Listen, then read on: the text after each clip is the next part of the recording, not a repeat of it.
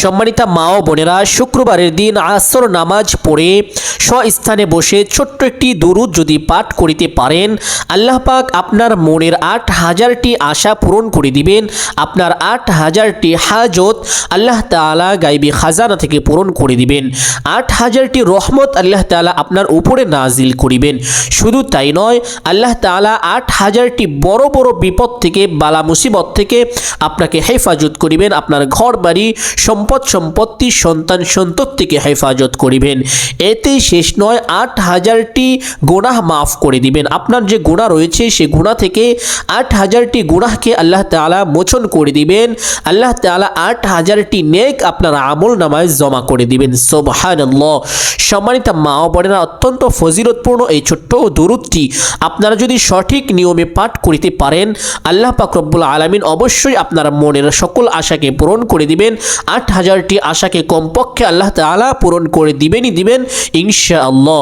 সম্মানিত মা ও বোনেরা, অনেকেই ভাবছেন যে আপনার স্বামী সন্তান বা আপনার পরিবারের লোকজন খুব অল্প উপার্জন করে, যে অর্থ দিয়ে আপনার আশা পূরণ করা কোনোভাবেই সম্ভব না।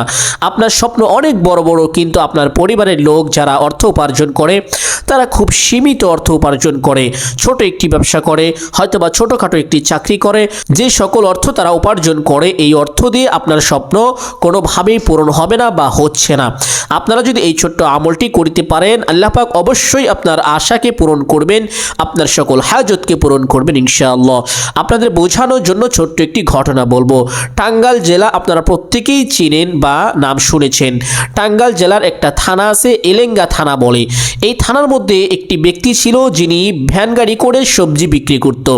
ব্যক্তিটি খুবই গরিব ছিল, দারিদ্র একজন মানুষ ছিল, কিন্তু তার মনে একটা আশা ছিল সে একদিন বিল্ডিং বাড়ি করবে। কিন্তু তার বাড়িটা ছিল ভাঙা টিনের বাড়ি ছিল, যার মধ্যে বৃষ্টি আসলে ঘরের মধ্যে পানি ঢুকতো। কিন্তু তার একটি ইচ্ছা যে সে একটি বিল্ডিং বাড়ি করবে, বিল্ডিং বাড়ির মধ্যে সে থাকবে। সম্মানিত মা ও বোনেরা, একজন ভ্যানে সবজি বিক্রেতা সে মাসে কত টাকা ইনকাম করতে পারে আপনারা ভালো করেই জানেন।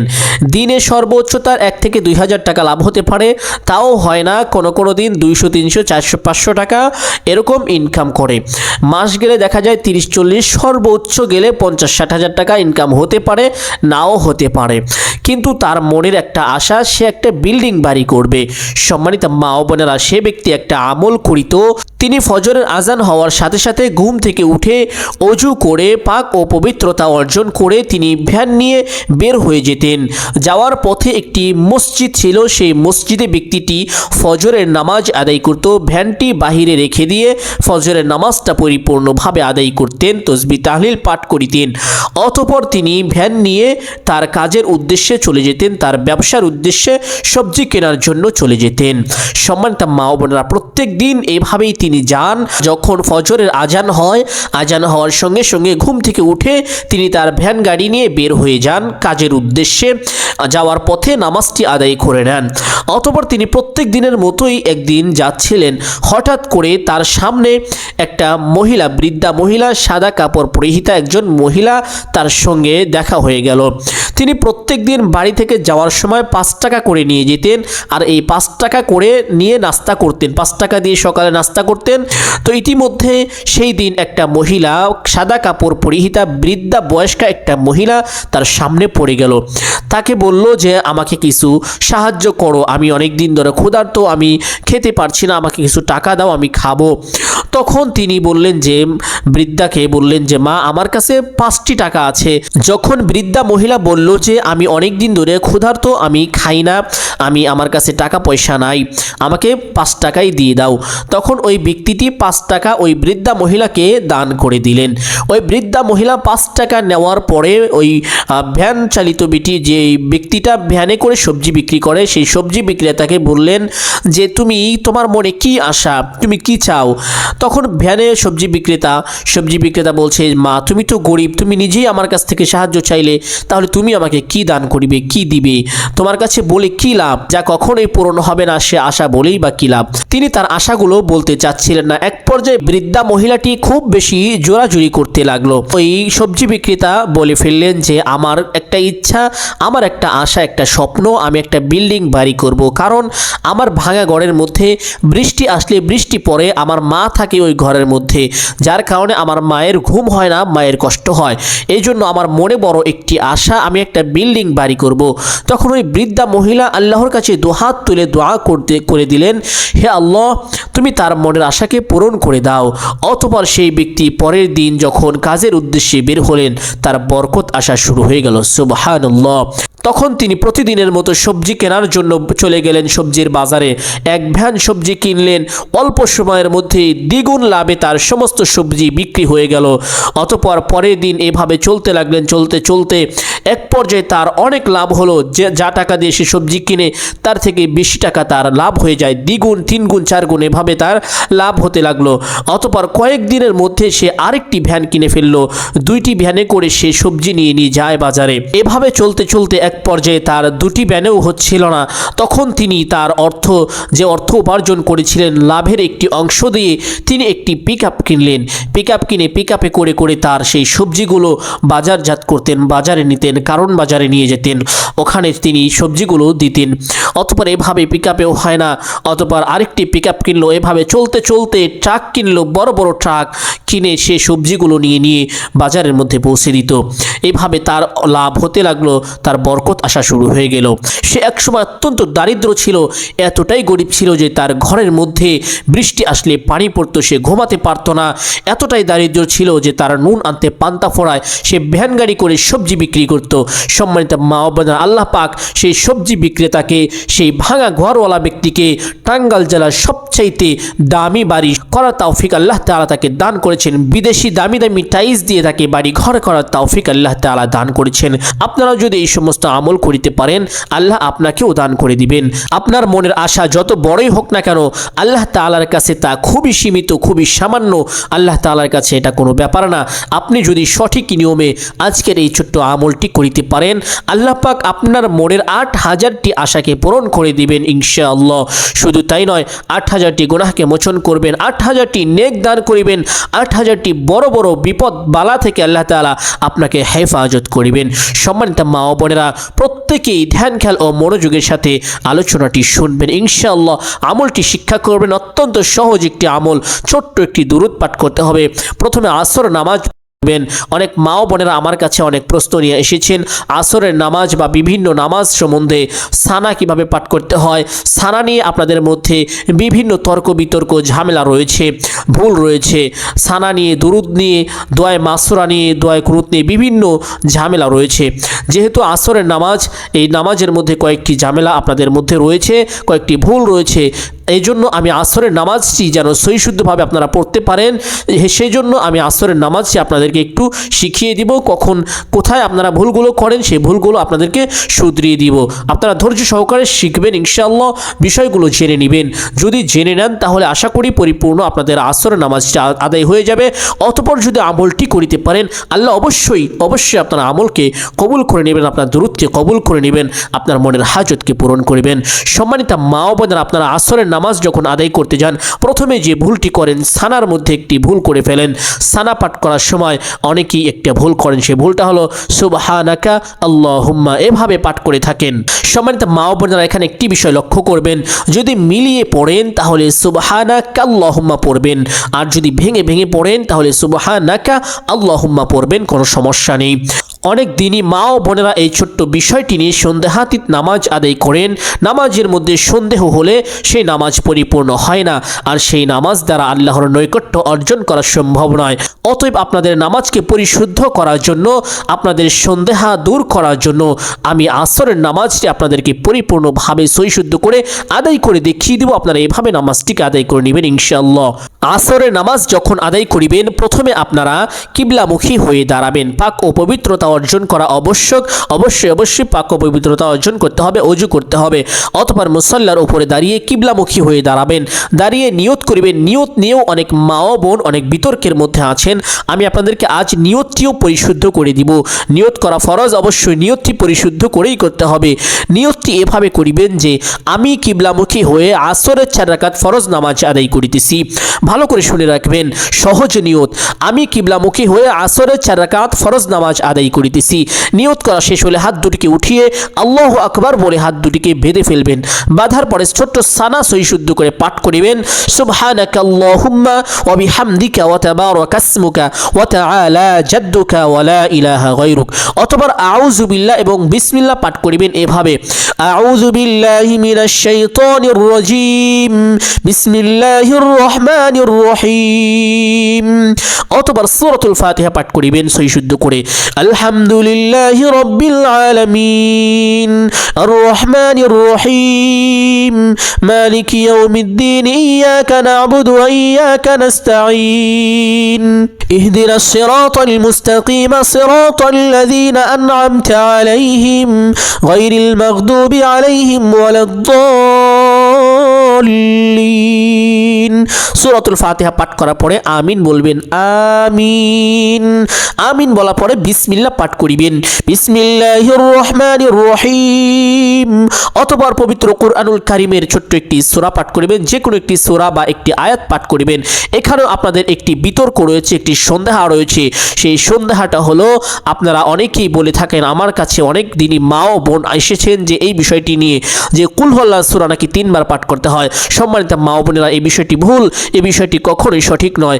আপনারা পবিত্র কুরআনুল কারীমে যে কোনো একটি সূরা দিয়ে নামাজ আদায় করে নিতে পারেন, কোনো সমস্যা নেই। সূরার মাঝখান থেকে পড়লেও হবে, কোনো সমস্যা নেই, নামাজ হয়ে যাবে। অনেক দিনই মা ও বোন এই বিষয়টি নিয়ে সন্দেহার মধ্যে রয়েছেন। সন্দেহা নিয়ে নামাজ আদায় করলে আপনার নামাজ পরিশুদ্ধ হবে না। সম্মানিত মা ও বোনেরা, যে কোনো একটি সূরা পাঠ করিবেন। আপনাদের বোঝার সুবিধাতে ছোট্ট একটি সূরা পাঠ করিব, প্রত্যেকে শুনবেন ইনশাআল্লাহ। বিসমিল্লাহির রহমানির রহিম, ওয়াল আসর, ইন্নাল ইনসানা লাফি খুসর, ইল্লাল্লাযীনা আমানু ওয়া আমিলুস সালিহাতি ওয়া তাওয়াসাউ বিল হক ওয়া তাওয়াসাউ বিস সাবর। এভাবে আপনারা পবিত্র কুরআনুল কারীমের যে কোনো একটি সূরা পাঠ করে নেবেন। পাঠ করা শেষ করে আল্লাহু আকবার বলে রুকুতে চলে যাবেন।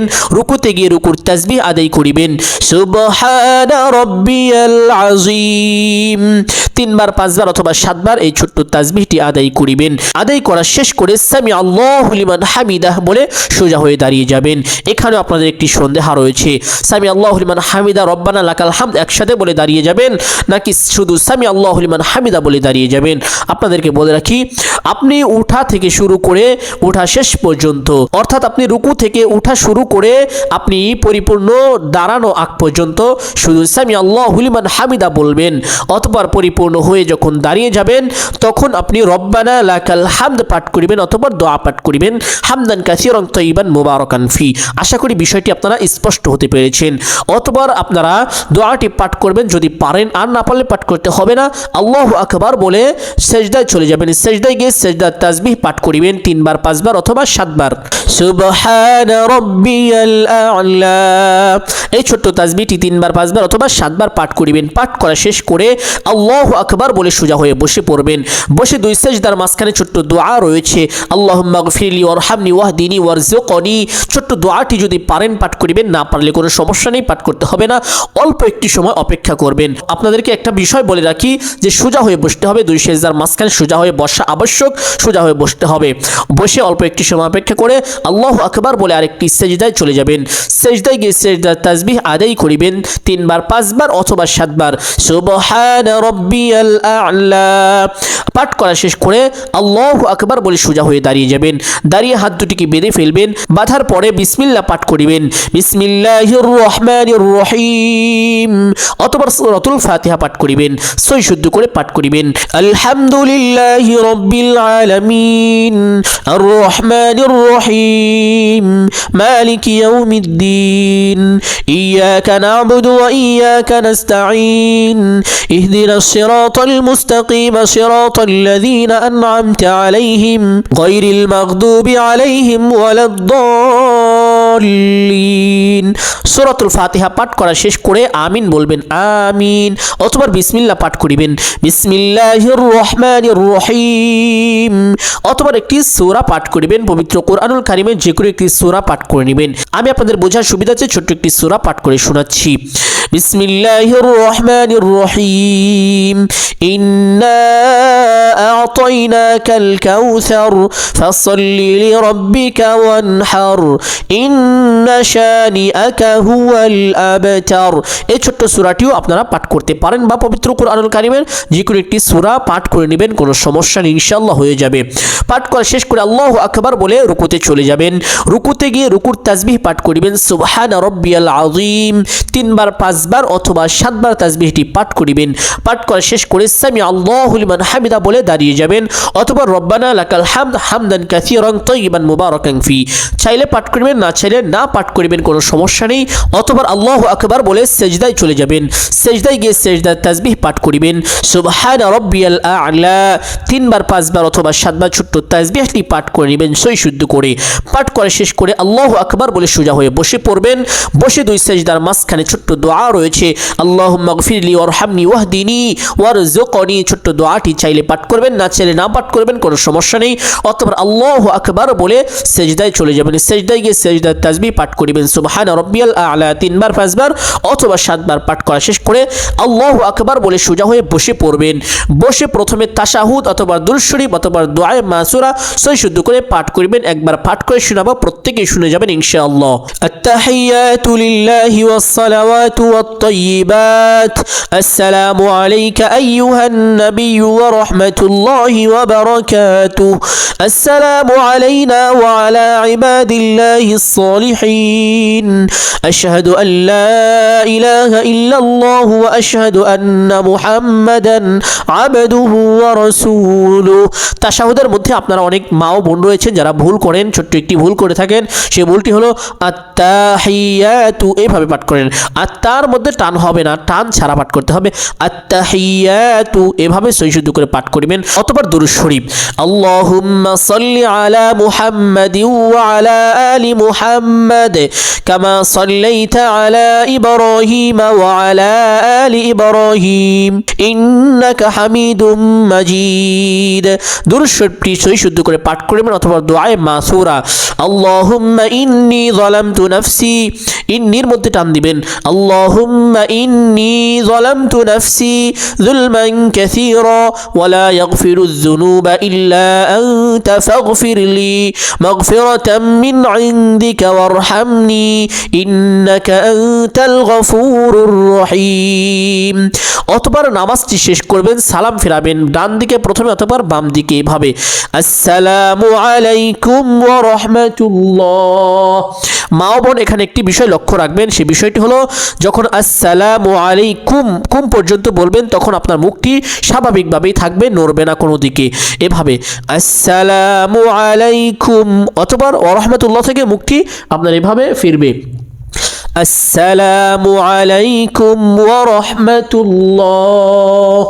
অথবা এভাবে মুখটিকে সোজা করবেন, সোজা করে আবার বাম দিকে আসসালামু আলাইকুম ওয়া রাহমাতুল্লাহ।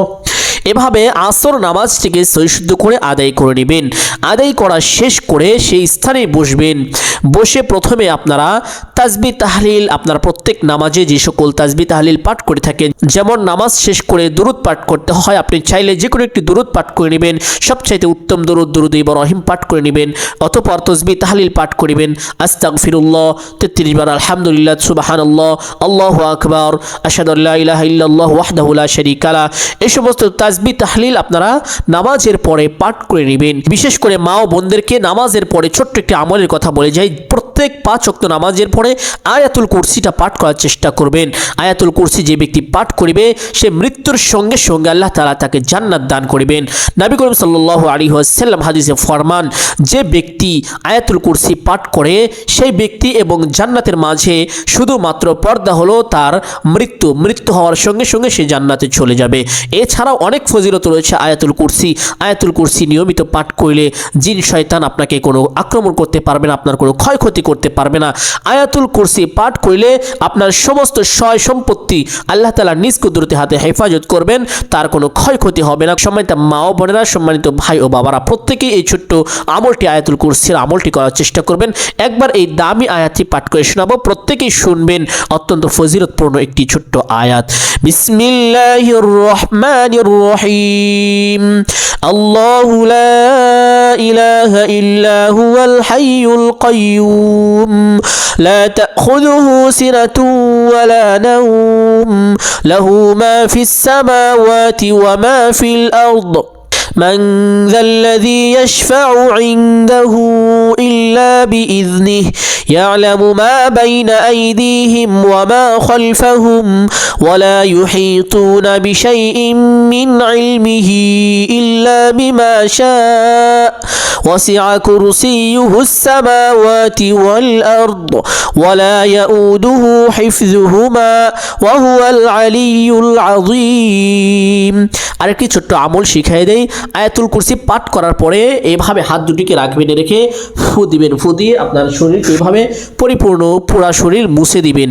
যদি এইভাবে মুছে দিতে পারেন, কোনো শয়তান আপনাকে আক্রমণ করতে পারবে না, আপনার কোনো ক্ষয়ক্ষতি করতে পারবে না ইনশাআল্লাহ। এভাবে ছোট্ট এই আমলটি করার চেষ্টা করবেন। সমস্ত তাসবিহ তাহলিল পাঠ করার পরে আপনারা ছোট্ট এই দুরূদটি 80 বার পাঠ করিবেন।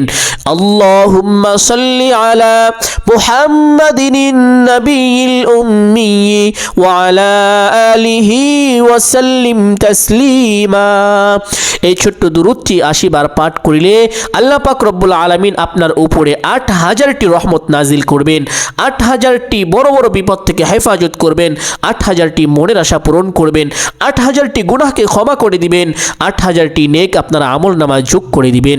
সম্মানিত মা ও বোনেরা, শুধু তাই নয়, এই ছোট্ট আমলটি যদি করিতে পারেন, কাল কিয়ামতের ময়দানে সেই কঠিন হাসরের মাঠে আমার আপনার কলিজার টুকরা প্রিয় নবী মুহাম্মদ মুস্তাফা আহমদ মুস্তাফা সাল্লাল্লাহু আলাইহি ওয়াসাল্লামের হাত মুবারক ধরে আপনি জান্নাতে যেতে পারবেন। রাসূল সাল্লাল্লাহু আলাইহি ওয়াসাল্লামের সঙ্গে আপনার হাসর হবে। সম্মানিত মা ও বোন ও দিনী ভাই ও বাবারা, প্রত্যেকেই এই ছোট্ট দুরূদের আমলটি করবেন ইনশাআল্লাহ। দুরূদটি আমি আবার পাঠ করে শোনাচ্ছি। আল্লাহুম্মা সাল্লি আলা মুহাম্মাদিন নাবিয়িল উম্মি ওয়া আলা আলিহি ওয়া সাল্লিম তাসলিমা। এই ছোট্ট দুরূদটি পাঠ করবেন ইনশাআল্লাহ। 80 বার পাঠ করবেন। আসর নামাজ শেষ করে তাসবিহ তাহলিল আদায় করা শেষ করে সেই স্থানেই বসবেন। আসর নামাজ আপনি যে স্থানে পড়বেন সেই স্থানেই বসবেন, উঠবেন না। সেই স্থানেই বসে তাসবিহ তাহলিল পাঠ করে এই ছোট্ট দুরূদটি 80 বার পাঠ করিবেন। আশা করি আপনার প্রত্যেকেই এই আমলটি করবেন ইনশাআল্লাহ। সম্মানিত মা ও বোন ও দিনী ভাই ও বাবারা, প্রত্যেকে ভিডিওটি নেক নিয়তে সদকায়ে জারিয়ার উদ্দেশ্যে শেয়ার করে দেন। লক্ষ কোটি মুসলমান যদি এই আমলটি দেখে, ভিডিওটি দেখে আমলটি শিক্ষা করে আমলটি করে, তার যে আমল হবে, সব হবে, এই সব আপনার আমল নামায় আল্লাহ তাআলা দান করে দিবেন ইনশাআল্লাহ।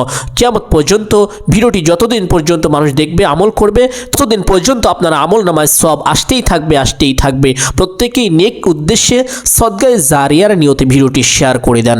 আর অবশ্যই ভিডিওটি ভালো লাগলে একটি লাইক করবেন। আপনার যদি কোনো মতামত থাকে কমেন্ট করে জানিয়ে দিবেন ইনশাআল্লাহ।